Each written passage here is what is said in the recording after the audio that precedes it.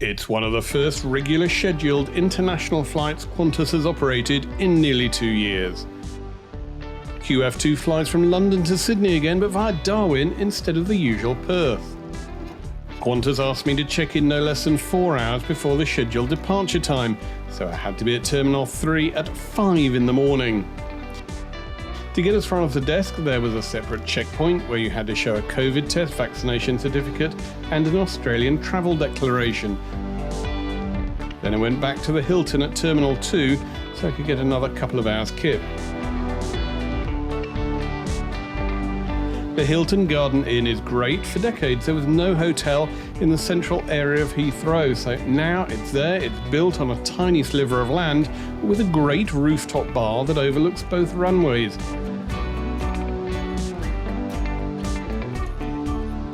In the evenings it can certainly get pretty lively up here.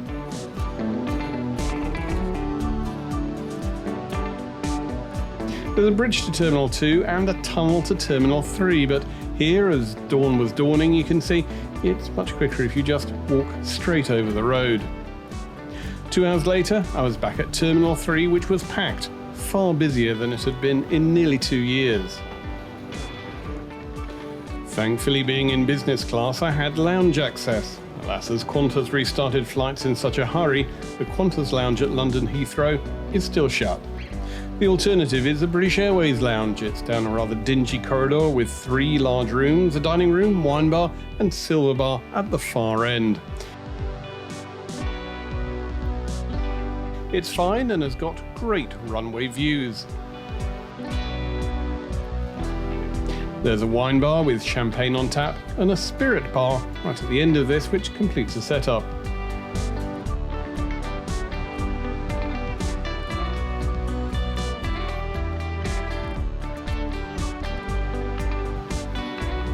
You queue up to serve yourself coffee, and there's a small buffet with croissants and fruit bowls.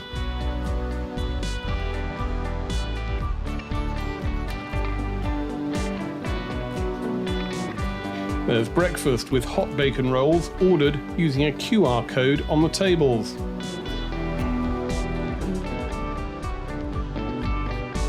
Now the bar itself is not a patch on Qantas's own gin bar, but hopefully that'll open soon.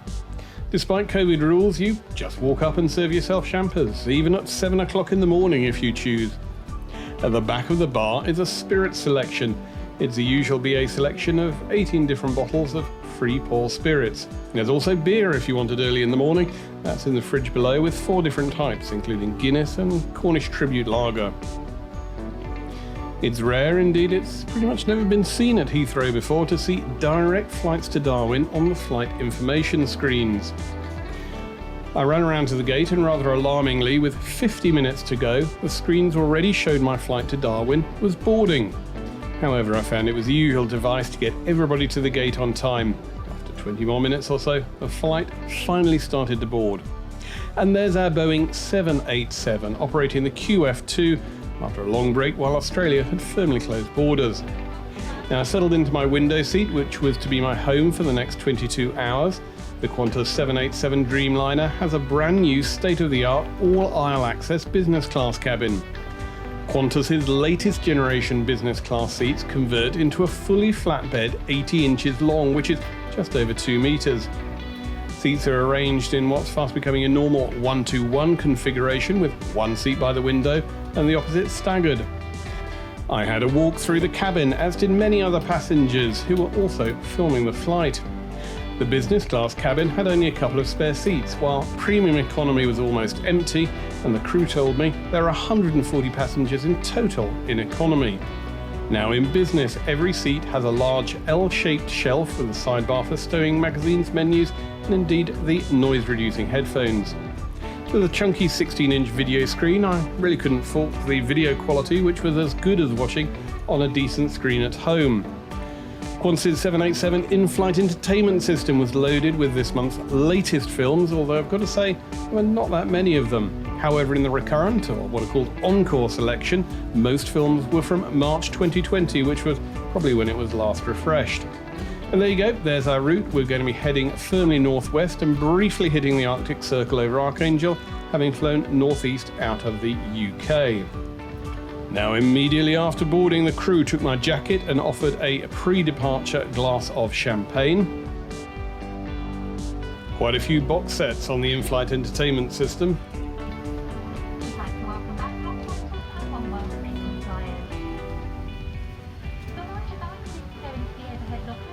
I was surprised amenity kits and pyjamas were loaded. That amenity kit is for the Qantas 100-year celebrations. They've spent 18 months sitting at Heathrow before a flight.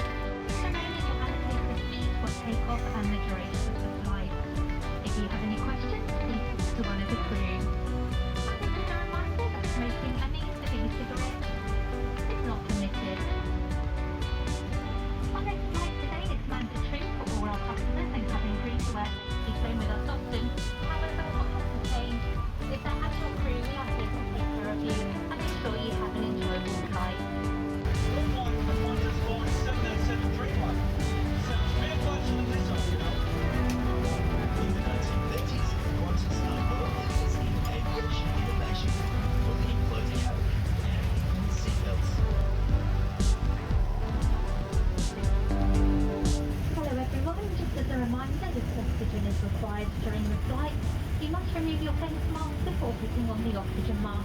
That will drop down from above you. Unfortunately, departure from the gate was delayed by half an hour as two passengers had decided not to travel at the last moment. And there we go, pushing back. There's my hotel from earlier as well. You can see it in the distance and see how close it is to Terminal 3. Well, quite a jolly flight with all of the crew on their first rotation for a couple of years now, really, now that we're post-COVID. And some of them were quite clearly, in fact, loudly said that they were learning the ropes again. Everybody, though, in a very happy mood, with an equal mix of passengers who'd been trying to get back to Australia for 2 years and others who had just been out of Australia for a few weeks.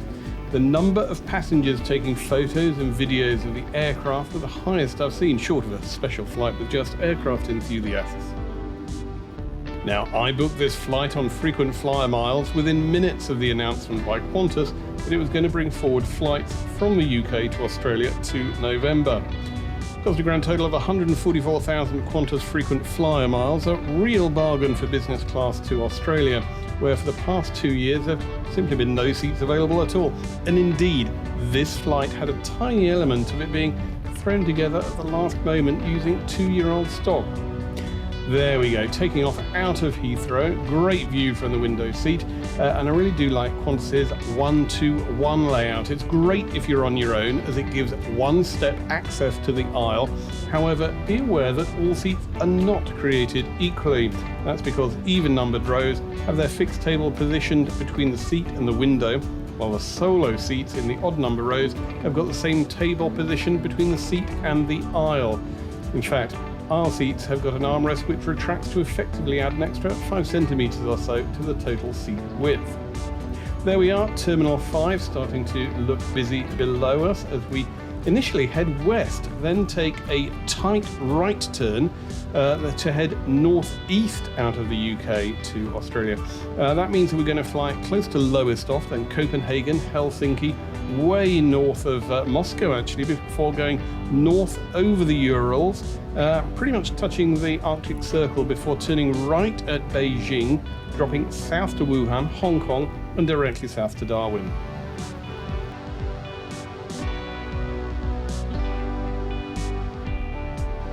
The centre seats in the cabin are pretty much the same as the window seats, with all 7 rows of the 42-seat business class cabin being very similar.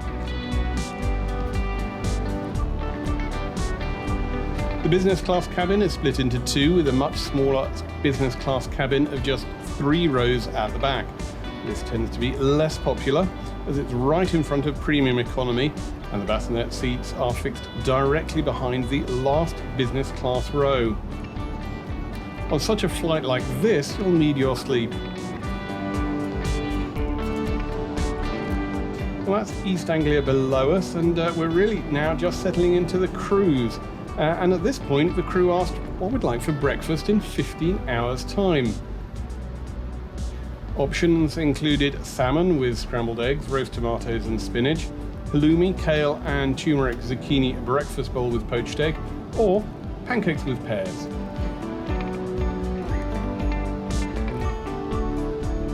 Every seat has a large flip-out table plus a L-shaped shelf with a sidebar for stowing the noise-reducing headphones, which are on a hook next to the seat, along with an LED reading light, complemented by another light under the shelf.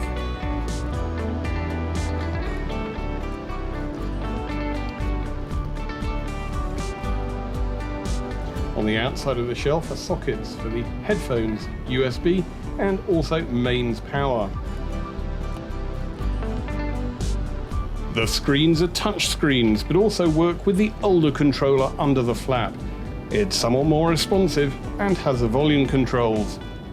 It is just approaching 9 p.m. tonight, whereas in Sydney it's 10:30 in the evening, 10:30 and 9 p.m. in Darwin. On-time arrival into Darwin at 11:45.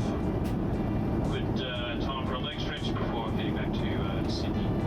Flight today going up through Denmark at the moment, Sweden, just north of St. Petersburg, north of Moscow in Russia, down through Mongolia, China, overhead Hong Kong, and then down over the ocean to Darwin. Sit back, relax, we've got a gun crew to look after you tonight, so enjoy your trip. Thank you. About an hour into the flight, when we were past Copenhagen, the meal service began with a trolley of drinks from the front and the signature cocktail and canapé. This was a vegetable samosa. The crew looked up the signature cocktail, which was Qantas's classic aperitivo, a tequila and apple and raspberry mix, which was very bitter. Pyjamas were handed out again, last year's 100 birthday ones. The crew apologised that there wasn't a wine list on the flight, and the wine selection was limited as they'd got supply issues in Qantas's London warehouse. However, I was happy that there was a food menu which included a salad of roast chicken and spiced cauliflower, lentils and lemons. Also on offer were starter options of roast carrot and ginger soup with croutons and grilled prawns with chorizo chickpeas and herb salad. The wine on the trolley was 2 whites, 2 reds, and the standout was the Shaw & Smith Sauvignon Blanc. We're way north of Moscow now, with Archangel over the wing and Siberia dead ahead as I enjoy a light summer salad. It must be the first time I've seen the moon rise over the snowy wastes of Siberia on a flight to the Northern Territory. Next, the main course, and options included lamb loin with carrots, Brussels sprouts, leek fondue and balsamic sauce. Those Brussels sprouts were fantastic, making the cabin feel a lot like Christmas.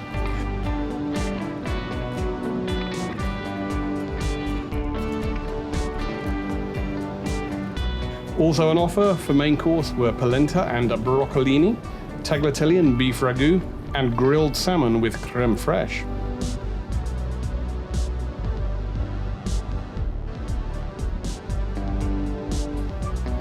Two options for dessert were cheese with accompaniments.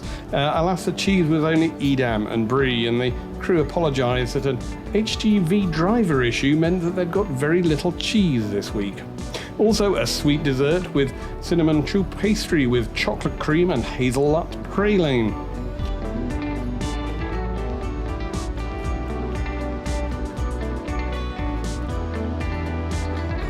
Time for sleep and enjoy that fully flat bed.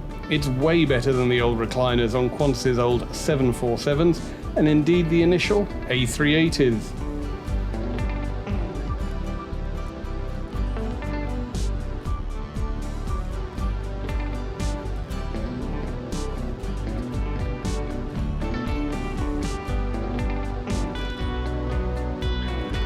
The menu didn't list any hot mid-flight snacks, but the crew were pleasantly surprised to find them loaded, with bacon rolls being the standout.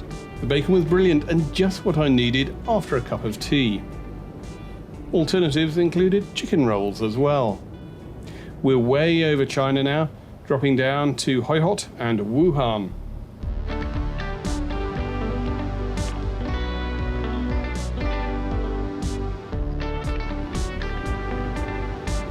There's a fully stocked snack bar with bottles of wine, crisps, biscuits, chocolates and juice on the left-hand side in the middle of the business class cabin.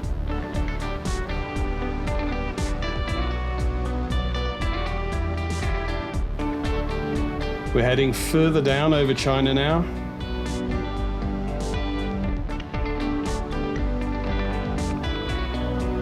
I decided to try an in-flight cheese toasty too, although I thought it had rather dry, tasteless cheese.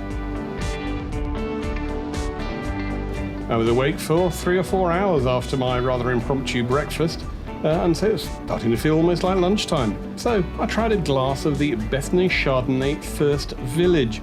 It had a tight, acidic and aromatic floral notes with a tight citrus, stony mineral aftertaste. The crew were, by that point, out of red wine. The passengers had completely emptied the red wine supplies, and again, only a few bottles were loaded due to Qantas supply issues. But the crew happily raided the economy class cabin for me and found a decent Ferngrove Merlot.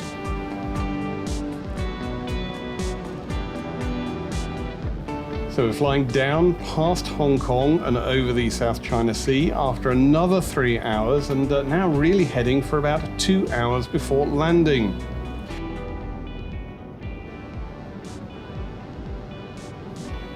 By this point, the crew came around with a tray of miniature espresso cups, which certainly did the business of waking me and the rest of the cabin up.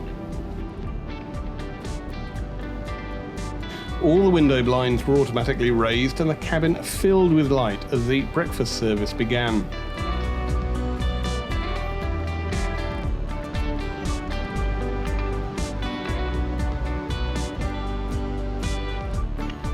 I ordered the egg and salmon breakfast, which was lovely, light and delicate.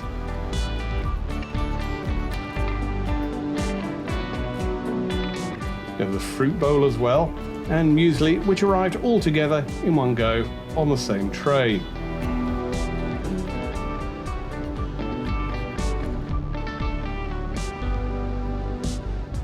I also ordered a pastry.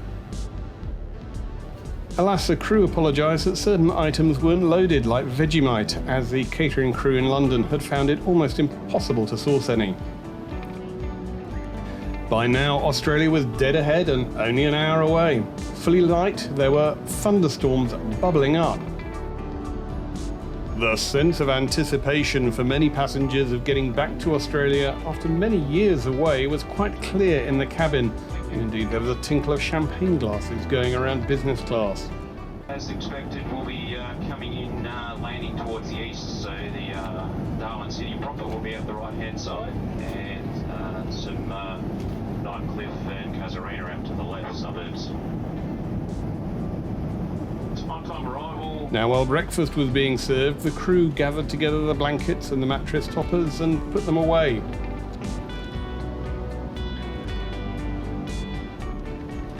We then began our descent with a straight-in approach over Bathurst Island.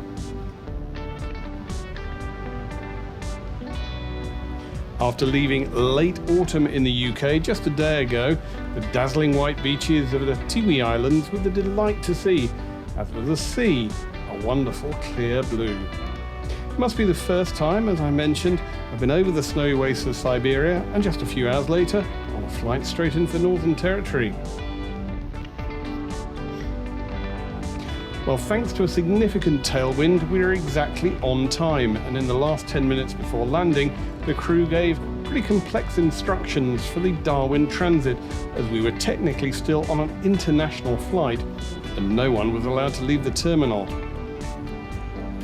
Yep, that's Darwin, in the far north of the Northern Territory, just coming into sight.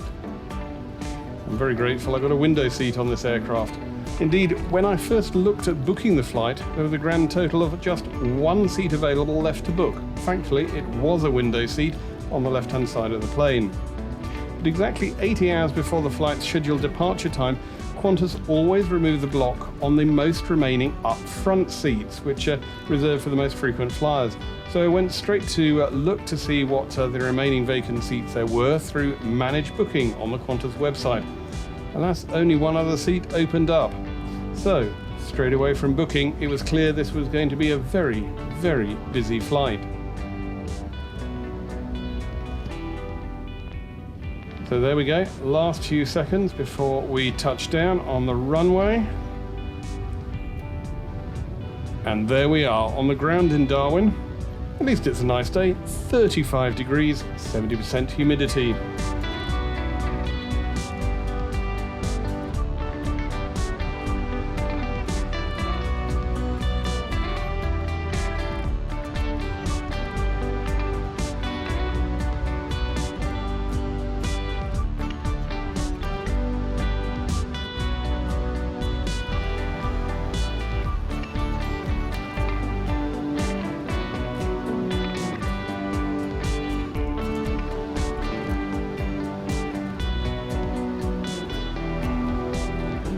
And lovely though that seat was, I, like many other passengers, were desperate to get off the aircraft. After landing, I walked up the jetway feeling quite refreshed though. The better air in the cabin of the Boeing 787 had a part to play, as does the higher humidity, so you don't feel quite as dried out as you do on the A380. Now, Qantas has taken over a lounge at Darwin Airport, which is now operating in full Qantas colours as the Darwin Qantas International Transit Lounge.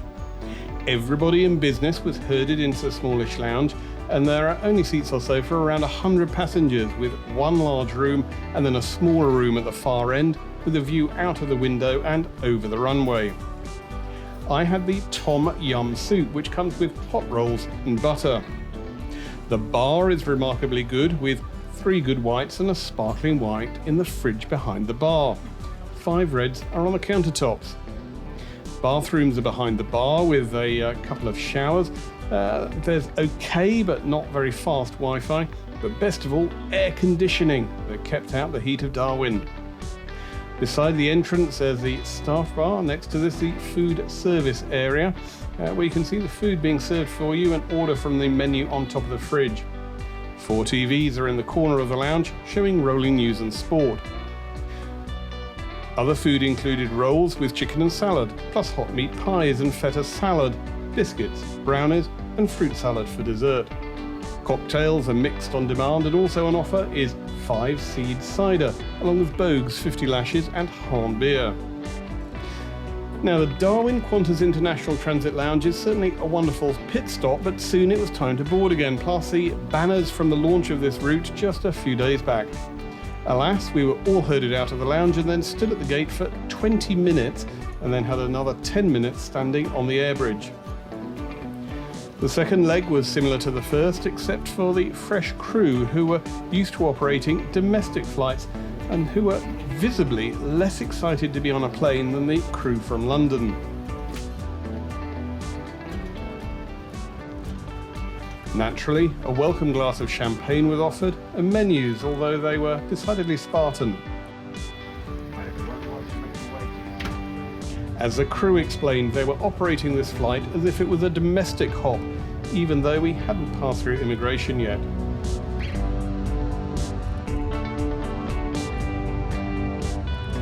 At least the aircraft had been cleaned. There was a fresh pillow and blanket, but no mattress topper this time.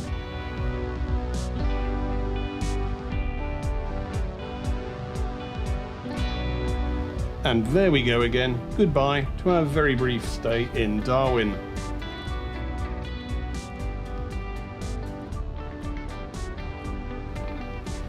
Menu options on the Qantas Darwin to Sydney hop were really what you'd expect on a domestic flight. There were no starters, just mains.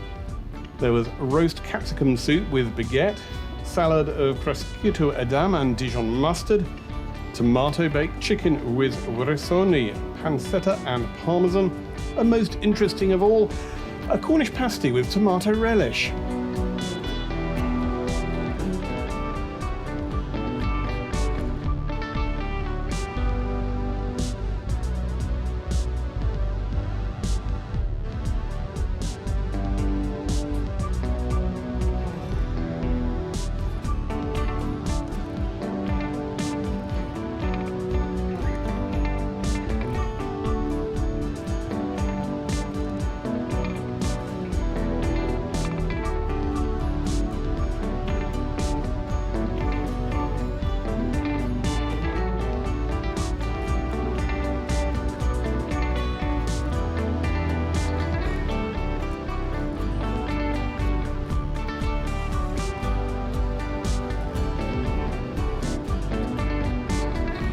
The water bottle, which on the first flight was from Harrogate in the UK, had been replaced with Australian water.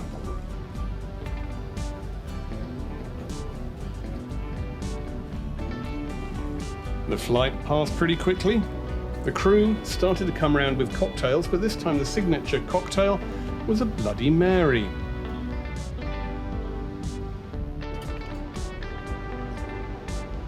Now, I know that Qantas did say they were going to offer a traditional British dish on this flight, but a pastry? Despite that, I was determined to try it, and I wasn't disappointed. The Northern Territory Cornish pasty with tomato relish went down a treat. To accompany it, there was sourdough and green leaf salad.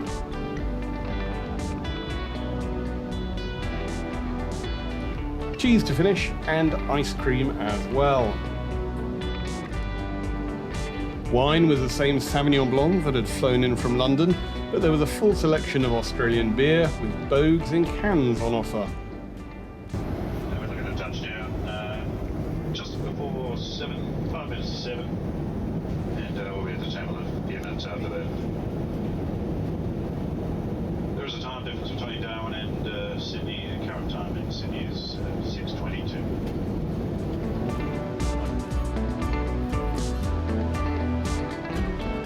Very quickly, only about 4 hours later, we were approaching Sydney, landing on time in the middle of low cloud and driving rain.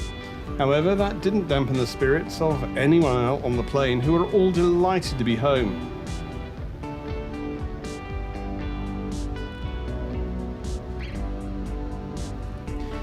It's a true wonder that Australia will now allow its own citizens to return to their country without having to wait years for a space to become available under tight arrival caps of just a few hundred per day, and equally without locking them up for a fortnight in quarantine either.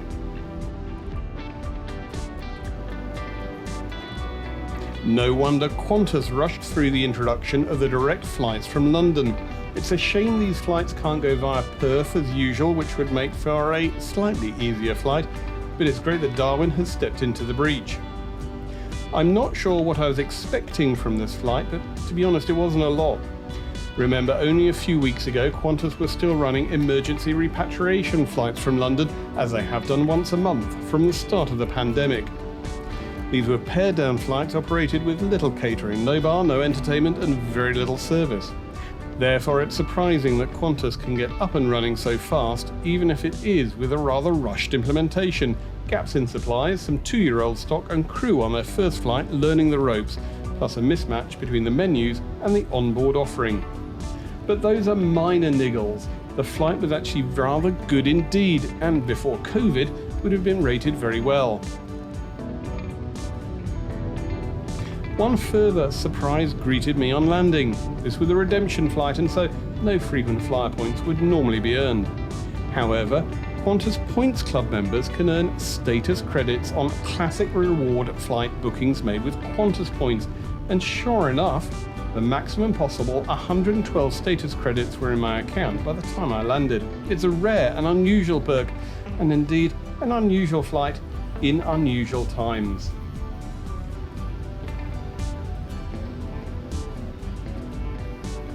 I was expecting quite considerable health controls as we stepped out onto the air bridge, but other than a couple of people in full PPE handing out leaflets, there was nothing.